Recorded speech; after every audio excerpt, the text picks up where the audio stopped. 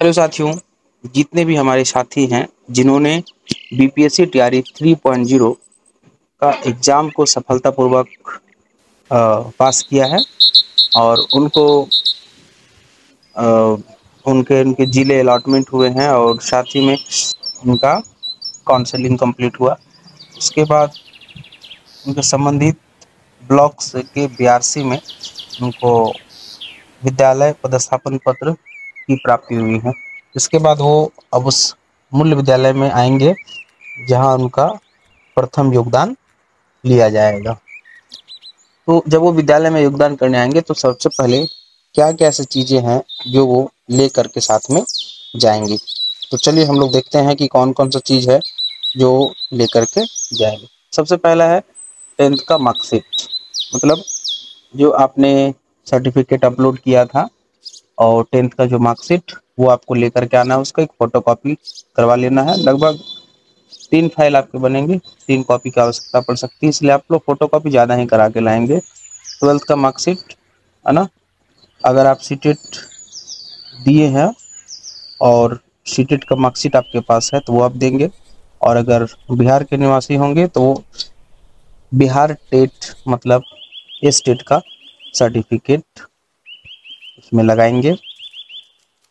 और साथ ही साथ आप 1 to 5 में है तो डीएलएड का मार्कशीट आपको लगाना है, और अगर आप 6 to 8 या 9-10th में हैं तो आपको बीएड का मार्कशीट आपके साथ अटैच करना है। आधार कार्ड का फोटो कॉपी आपको लाना है और ओरिजिनल भी सारा कॉपी साथ में लेकर के चलना है। अगर आप बिहार के निवासी हैं या किसी आरक्षण के हकदार हैं तो आप उससे कंडीशन में आरक्षण संबंधित दस्तावेज को भी आप जमा कर सकते हैं। फिर अगर आप बिहार के निवासी हैं तो आपको निवास प्रमाण पत्र की आवश्यकता होगी, आप उसका भी फोटोकॉपी साथ में लेकर के चलेंगे अगर आप पर लागू होता है तब।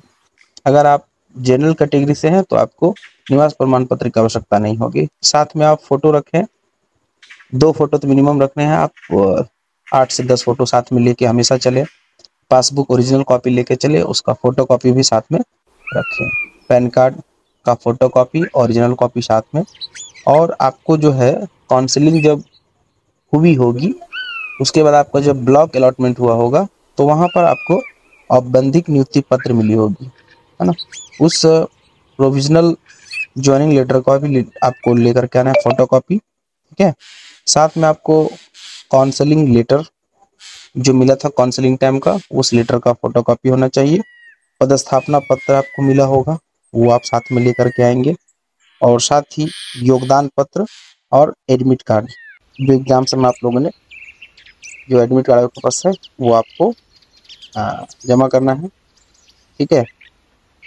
इसके बाद ये जो दस्तावेज है ये सिर्फ न्यूनतम अर्हता वाला प्रमाण पत्र का सर्टिफिकेट बढ़ जाएगा अगर आपका क्वालिफिकेशन ज़्यादा हो, तो आप जिस क्वालिफिकेशन को आपने डाला था वहाँ पे सेम डॉक्यूमेंट्स को आपको लेकर के आना है। यह जो सूचना आप जारी की गई है वो शिक्षा विभाग पटना के द्वारा आपको मिलेगा, सचिवालय शिक्षा विभाग।